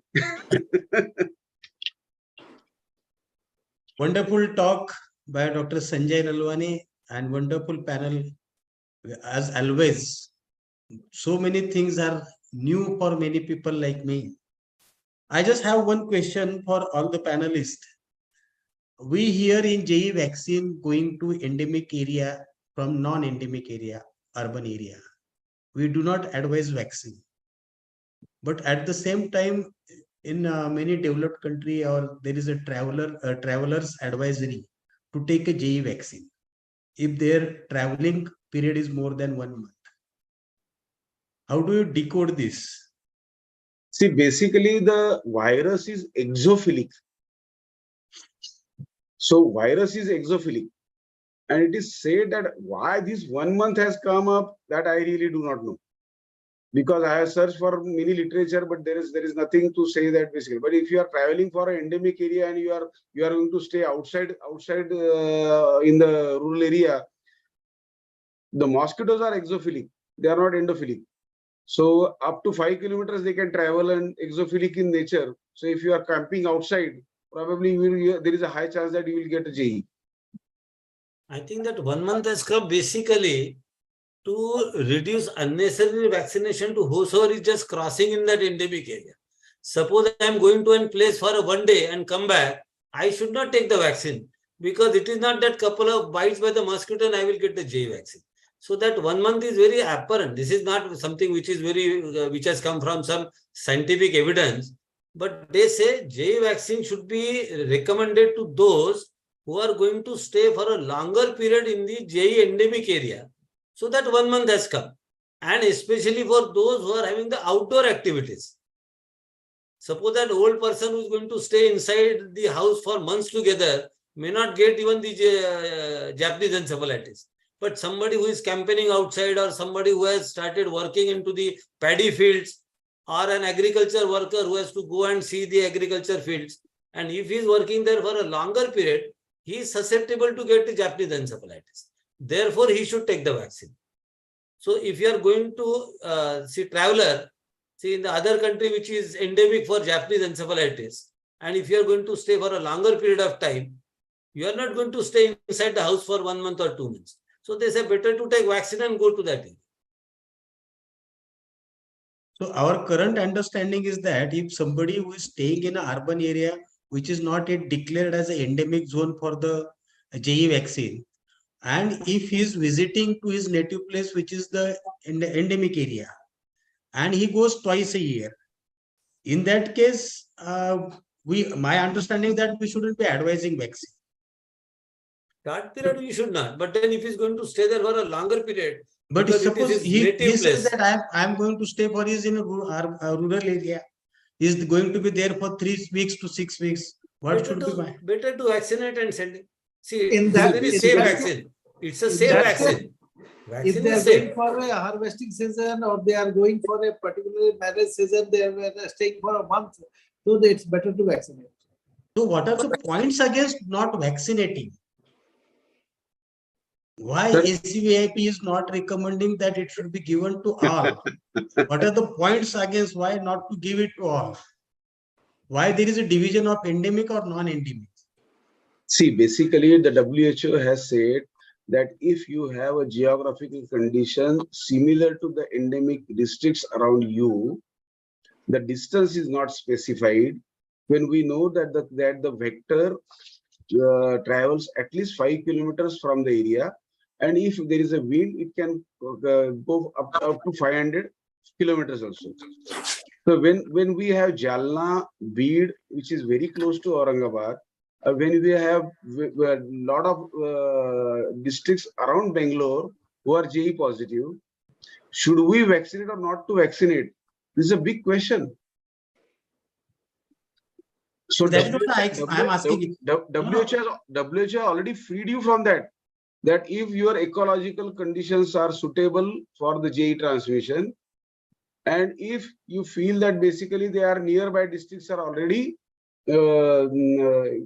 endemic, you can give in your private practice JE vaccination, considering the mortality and morbidity. This Now is the all distance related is to not- the financial burden, I personally feel. Okay, Government that is cannot very afford valid to give reason. vaccine to everybody like this. Okay, That is the that's the valid reason. And one last question to Dr. Sanjay Marathe, who said that diagnosing Japanese encephalitis will give us a definite burden load. Now, whatever we neurotropic viral panels we are doing, it is not having the JE in its panel. It's not there. It's not there. See, So I will tell you. Go about it. Question is the BioFire which manufactures this neurology panel, it comes from a Western world. So they And do not it have is a not a part. JE, they do not have a JE dengue. So we have to have an Indian BioFire for that. And how many people can afford 20,000 rupees to get this biofire test done? Usually the patients are coming from the rural areas and the mortality is so fast. Within say 24 hours, the child will die. Before that you is can what- do anything, there is no chance even to send the sample. And after the death, nobody will spend 20,000 rupees to get a particular diagnosis whether he has died because of Japanese encephalitis or any other viruses. But NIV is doing free of cost, sir. Yes. See, the sample goes, but the report never comes. That's That is the different. problem with NIV. So how to go about it, about burden of the disease? That is what I was saying, because you said that we have to have the clear burden of the disease defined. That is the intention of asking this question. Actually, there are certain sentinel sites where the research projects are going on. And in Patna, we have one such site. So we are getting all our AES cases. We are testing it for it. And the JE is a very small proportion. Around all the AES cases, around 8% is JE. Rest are the scrap typhus and dengue. So around, still we are getting only 35 to 40% cases we are getting diagnosed. Still a huge chunk is undiagnosed. Dr. Vijay Ole sir has raised his hand for his comment or something. Sir, please unmute yourself and please ask.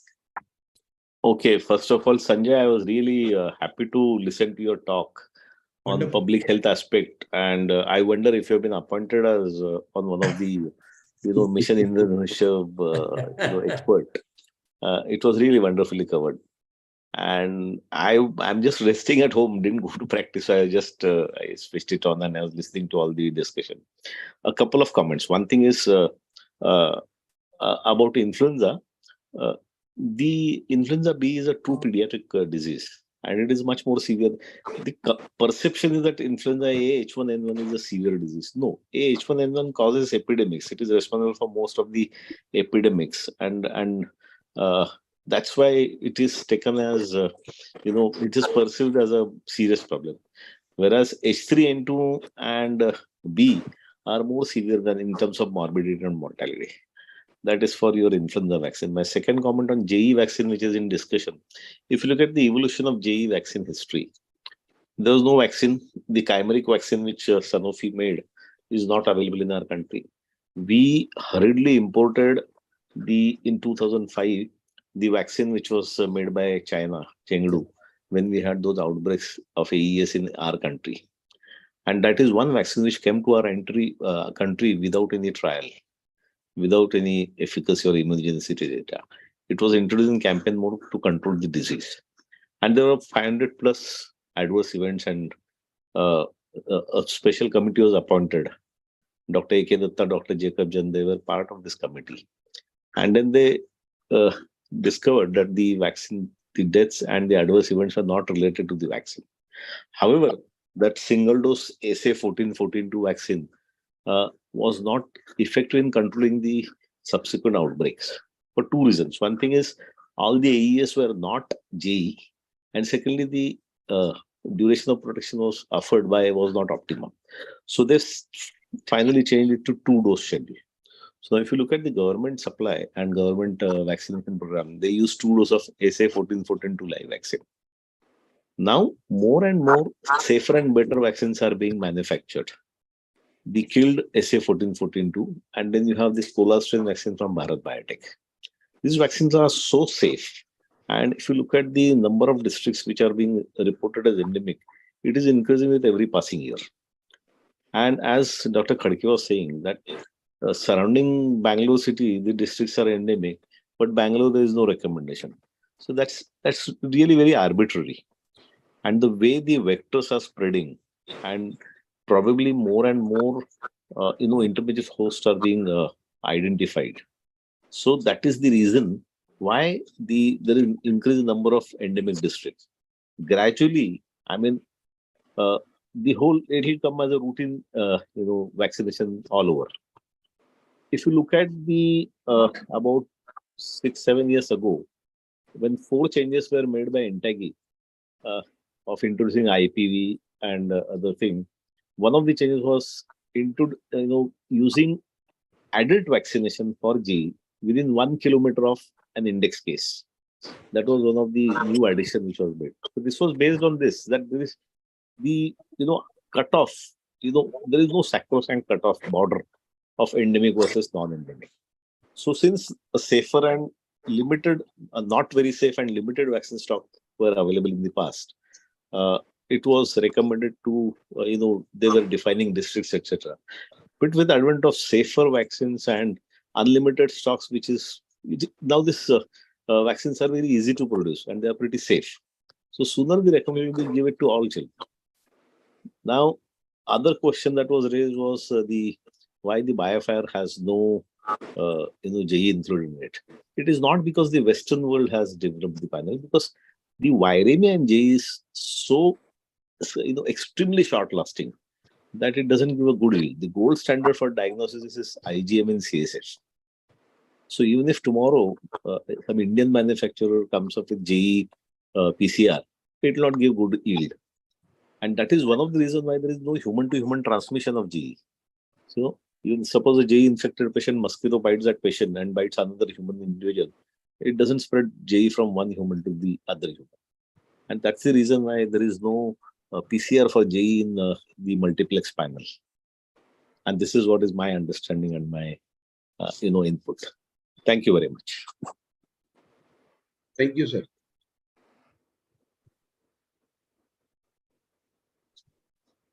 So I request Amol or Neha to express the vote of thanks. It was wonderful. Dr. Chandramohan, Dr. Khadke, Dr. Sanjay Marathe, and Sanjay Lalwani. Really, I echo and I cannot overemphasize that your talk was really very lucid and a lot of informations were there. Thank you. And over to you, Neha or Amol. Neha, please. Yes, thank you, sir. Vaccines are one of the most important tools for preventing outbreaks and keeping the world safe. While most children today are being vaccinated, but far too many are left behind. So I think so. This vaccination will be a huge topic for discussion again and again. So on behalf of MAIP, Dr. Neha Singh, would like to thank respected Dr. Chandramohan sir for accepting our invitation and being our guest for today's program. I thank Dr. Sanjay Lalwani sir for a wonderful and detailed presentation on changing trends in vaccination at national level. I also thank the panelists of today, Dr. Sanjay Marathe sir, Dr. Chandramohan sir, Dr. Sanjay Lalwani sir, and Dr. Rajendra Khadke sir for interesting panel discussion. Very practical queries were put and valuable answers to almost all the queries were given by all of you. I would like to thank our MAIP President sir, Dr. Ramakant Patil sir, Secretary General Dr. Amol Pawar sir, as well as all the EDs of Central IIP as well as MAIP for an interesting session of immunization dialogue. I also thank Dr. Satish Tiwari sir for MMC Observer of today for giving us points. Last not the least, all the attendees on Zoom and YouTube Live for joining us today. Our next session of Mahakatta will be on 26th of September, 9 p.m. Requesting all